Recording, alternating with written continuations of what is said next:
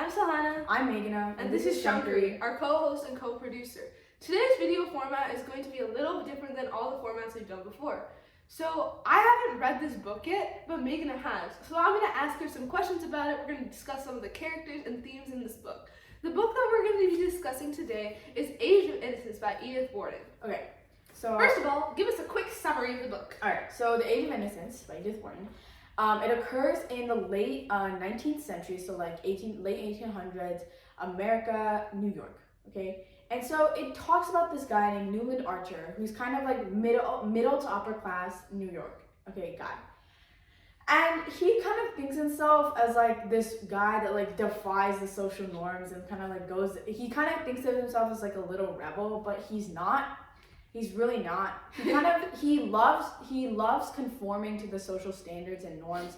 He constantly seeks approval from those of the higher class, and he fears that like going against the social norms will result in devastating consequences.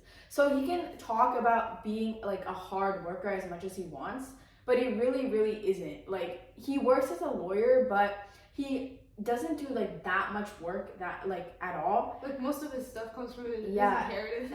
And then he's kind of just like, you know, he's living in that upper to middle class, but still deluded by seeing that he works like a hard 9 to 5 and like, you know, he's putting food on the table.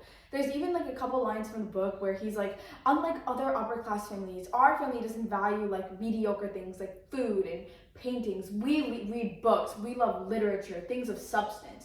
And it's kind of like, dude, back up, okay? You're still very privileged, and you're not living the hardworking life that you're claiming. Now, the book revolves around Newland, who is supposed to get engaged to this other very upper class family, like tip top of New York. They're like one of their descendants, their daughter May Welland. Okay, and he's supposed to get married to her. And everything's going well. He's super excited about the marriage until another woman arrives and throws up his plans.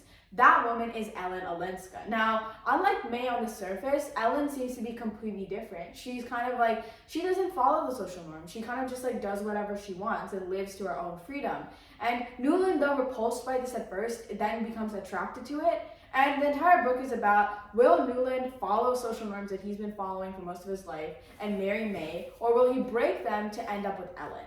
That's the premise of the book. It's all about kind of how society views you, how you break out of society's standards, and kind of like how women were treated in this society and how it was extremely harmful, as well as personal freedom versus society's norms. All right, so I'm gonna ask you a couple of questions. Answer them to the best of your ability or face the consequences. Okay. So what do you think the different characters in this book represent? I think you've given us quite a lot of information on Newland already, but what about May and Ellen? So May Welland, that's her name, she seems to be like this perfect picture of like pureness and naivety and what was expected of a woman in that century. Now, Newland, when he first sees her, he's kind of like, oh my god, like she's kind of like she's the perfect image of like a blushing bride, like she doesn't know anything, like I'm the one that has to teach her about the ways of the world. And Newland considers himself a feminist, but only considers himself a feminist when the women are pure before marriage and don't actually act on their desires, they just think of them. And in this period, it's very good to acknowledge that men, like, it was fine for men to like have affairs with other people, like even married women. It was completely fine because it was just seen as like, in today's world, I guess, boys being boys and then maturing and marrying. No one really thought anything of it. But if a woman did the same, then it was heavily looked down upon. It was kind of like, she's unfaithful, she's not pure before marriage, all of that kind of stuff. Now, May seems to be like the perfect bride, and like she's kind of like the virgin, or like the perfect virginal bride for Newland, right?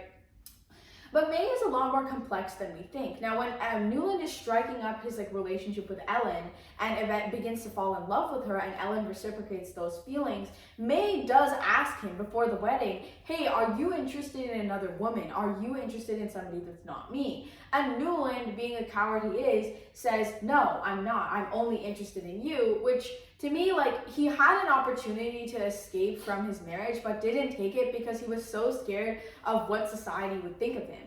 And when they do get married, May is actually the one with the power in that relationship. It shows how women of that time actually wielded their power. And we can see this not in just May, but in any like In the high class, and the upper class families, we can see how like kind of the woman is the one running like the social side of their entire family, while the man is like sitting down and like, you know, relaxing in a corner somewhere. So Newland, she kind of, when they do get married, which unfortunately happens because he doesn't stop it, when he does get married, May does everything in her power to keep him under her control. She kind of like prevents him from seeing Ellen. You know, she kind of like just wants their marriage to like work. She's trying to just keep it functional and normal so that they can be respected by the people around them. And she's also has a very, very tight bond with her family to the point where they make decisions by themselves without including Newland.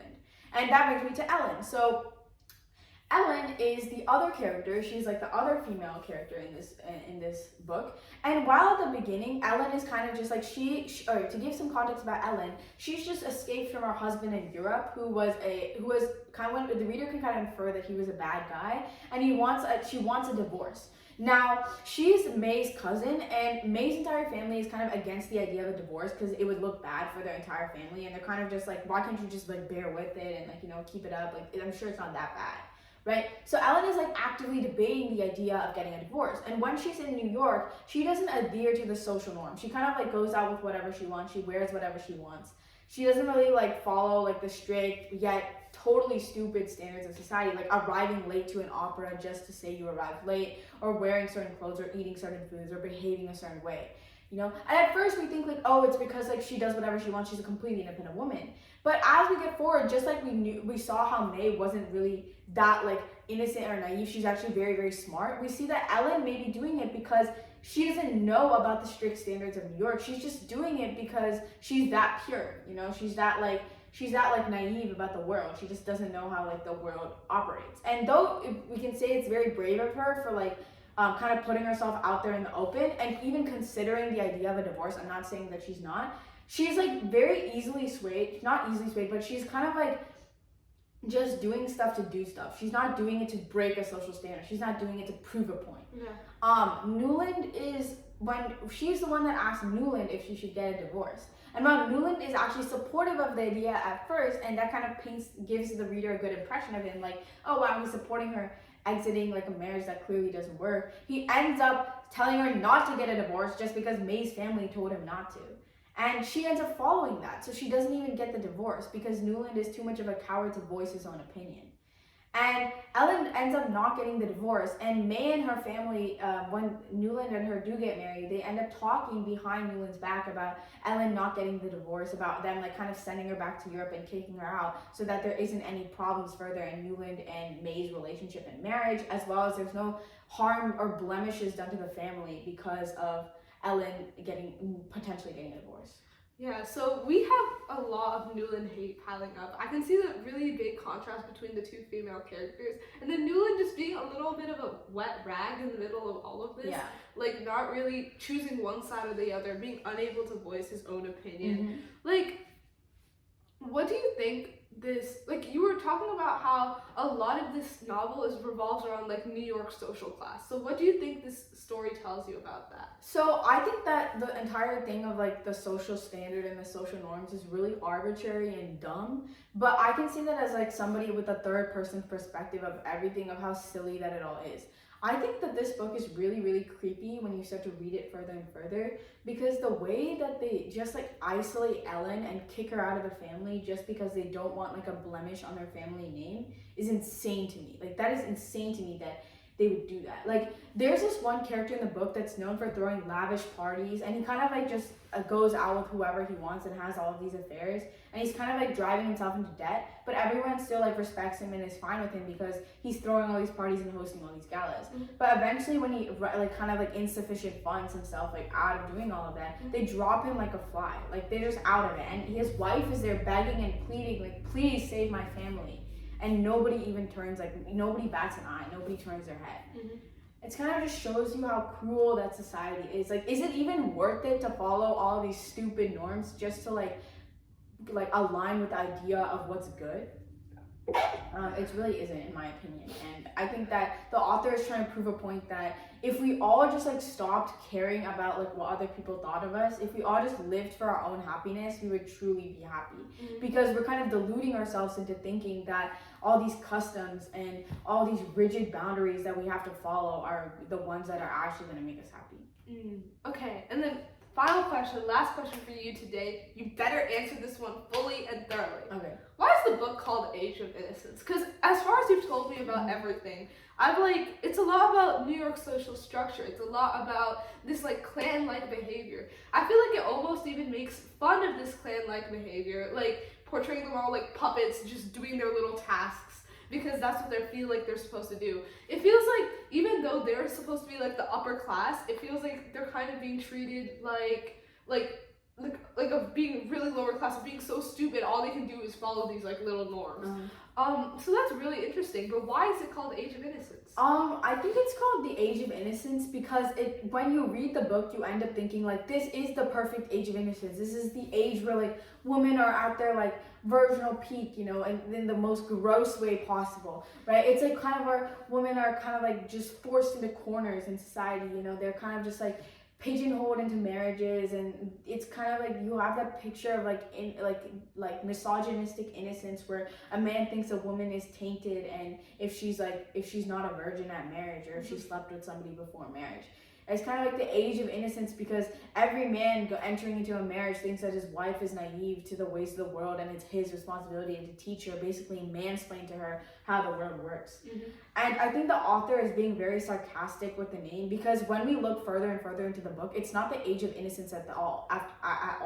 It's kind of the age of cruelty. It's kind of the age of kicking somebody out of your own family just because they don't align with your arbitrary standards. Exactly, because they don't fit into your rigid social hierarchy. It's the age of just like cutting people off, in my opinion. It's the age of fakeness is what this book should be called. But the author does such a beautiful job of like showing how dumb it all is.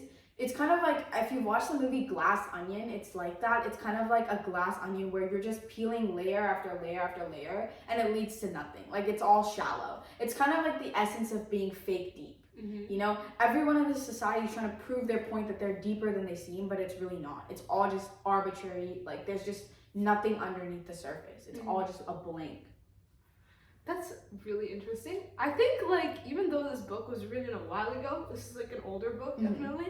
I feel like a lot of the messages it has are still relevant today. Oh, for sure. Like these messages of just following these arbitrary standards, conforming to society's norms. All of this we can still see in our current lives. Like it's kind of sad, but it's also kind of interesting how that hasn't changed at all. For sure. So I definitely will be giving this book a read. It's like your entire summary has interested me a lot, and I do want to see further into that commentary on social standards. And I would recommend that you guys give this book a read as well. I hope this Q&A has been kind of informative to you all and has kind of encouraged you to read this book. Yeah, okay. All right. Read Age of Innocence, guys. It's a Read really Age good of book. Innocence. So you can hate on Newland with me. Hate on Newland. We are Newland haters. Okay. For life, for life. All right.